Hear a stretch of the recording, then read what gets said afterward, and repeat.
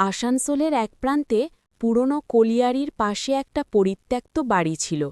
লোকজন তাকে বলতো কালো বাড়ি। দিনের বেলায়ও কেউ ওদিক দিয়ে হাঁটত না, আর রাতে তো প্রশ্নই ওঠে না। শোনা যেত অমাবস্যার রাতে ওই বাড়ি থেকে কারো কান্নার শব্দ ভেসে আসে। মাঝে মাঝে আবার কারো নাম ধরে ডাকাও শোনা যায়। অভিজিৎ আর তার ৩ বন্ধু রাহুল, সমীর আর তন্ময় একদিন ঠিক করল সব গুজবে শেষ করবে তারা। রাহুল বলল, ভূত টুত কিছু নেই, লোকজনের বানানো গল্প।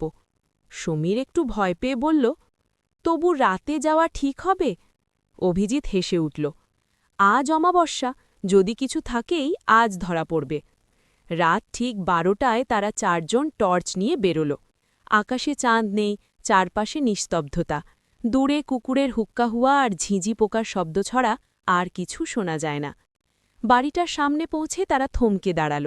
ভাঙা গেট, মরচে ধরা লোহার রড, জালনার কাঁচ ভাঙা, সব মিলিয়ে ভয়ঙ্কর পরিবেশ। তন্ময় গেট ঠেলে ভেতরে ঢুকতেই কর কর করে শব্দ হল। মনে হলো যেন কেউ অনেক দিন পর ঘুম থেকে জেগে উঠল। বাড়ির দরজা আধ খোলা ছিল। ভেতরে ঢুকতেই ঠান্ডা হাওয়া গায়ে লাগল, যেন কেউ বরফের হাত বুলিয়ে দিল। ভেতরের ঘরগুলো অন্ধকারে ঢাকা। দেয়ালে পুরনো ছবি ঝুলছে, কিন্তু ছবির মানুষের মুখগুলো আঁচড় কাটা। রাহুল টর্চের আলো ফেলে বলল, দেখেছিস, কেউ ইচ্ছে করে মুখগুলো নষ্ট করেছে। হঠাৎ ওপরতলা থেকে একটা ধূপ করে শব্দ এলো, যেন কেউ ভারী কিছু ফেলে দিল। সমীর কাঁপা গলায় বলল, ওপরে কে আছে? কোনো উত্তর নেই, কিন্তু ধীরে ধীরে সিঁড়ি বেয়ে কারো নামার শব্দ শোনা গেল।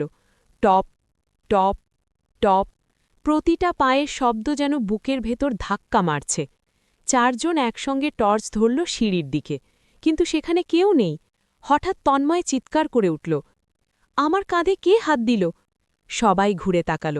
তন্ময়ের কাঁধে সত্যিই লালচে দাগ ফুটে উঠেছে, যেন কারো নাখের আঁচড়। ঠিক তখনই বাড়ির ভেতর থেকে একটা মেয়ের কান্নার শব্দ ভেসে এলো। শব্দটা এত কষ্টে ভরা যে সবার শরীর শিউলে উঠল। কান্নার সঙ্গে সঙ্গে শোনা গেল একটা ফিসফিসে ডাক, অভি, অভি। অভিজিৎ স্তব্ধ। ওর নাম ধরে কে ডাকছে? বন্ধুরা ওর দিকে তাকাল। তোকে কেন ডাকছে? রাহুল প্রশ্ন করল। অভিজিৎ মনে করার চেষ্টা করল। হঠাৎ ওর মনে পড়ল, ছোটবেলায় এই বাড়িতে এক মেয়ে থাকত, নাম ছিল মেঘলা। তারা একসঙ্গে খেলত, কিন্তু একদিন হঠাৎ খবর এলো মেঘলা নাকি সিঁড়ি থেকে পড়ে মারা গেছে। তারপর থেকেই বাড়িটা ফাঁকা। কান্নার শব্দটা এবার ওপরতলা থেকে আসছে। অভিজিৎ যেন অদৃশ্য টানে সিঁড়ির দিকে এগোতে লাগল। বন্ধুরা পিছু নিল।